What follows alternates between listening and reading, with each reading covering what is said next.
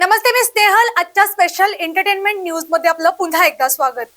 जिथे श्वास घेण्यात सुद्धा कठीण होतं, जिथे तापमान उणे 50 अंश सेल्सिअस पर्यंत पोहोचतं, जिथे प्रत्येक पाऊल म्हणजे मृत्यूला दिलेलं आवाहन, त्या जगातील सर्वात उंच युद्धभूमीवर भारतीय तिरंग्याचं संरक्षण करण्यासाठी उभी राहिलेली एक भारतीय महिला अधिकारी, तिचं नाव कॅप्टन शिवा चौहान.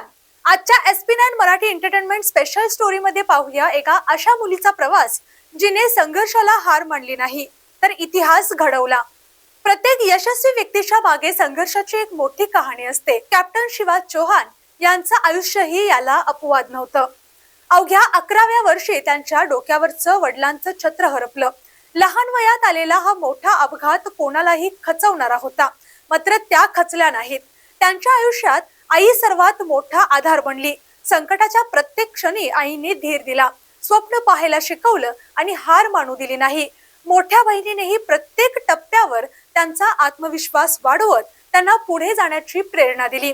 घरातील आर्थिक आणि मानसिक संकटांवर मात करत शिवा चौहान यांनी एकच स्वप्न मनात जपलं, भारतीय लष्कराचा गणवेश परिधान करायचा. शिवा चौहान यांनी सिव्हिल इंजिनिअरिंग शिक्षण पूर्ण केलं.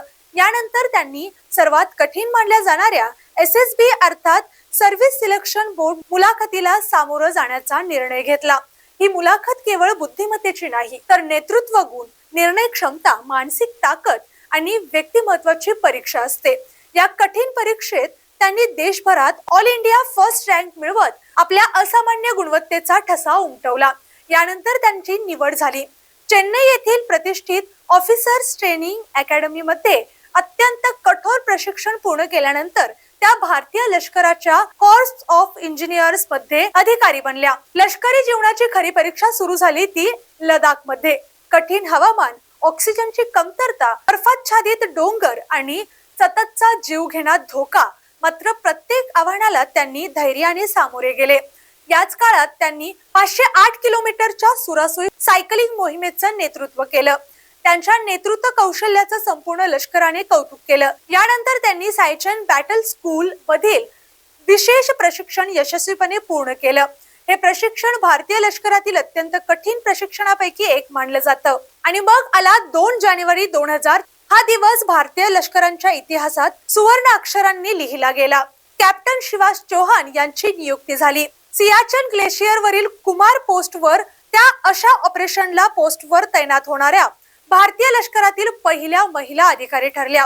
समुद्र सपाटीपासून तब्बल 15,632 फूट उंची, तापमान उणे 50 अंश सेल्सिअस, ऑक्सिजनची कमतरता आणि प्रत्येक क्षणी हिमस्खलनाचा धोका, अशा परिस्थितीत त्यांनी लष्करी पायाभूत सुविधांची देखभाल, अभियांत्रिकी कामकाज आणि आपल्या संपूर्ण पथकाचं नेतृत्व अत्यंत यशस्वीपणे केलं.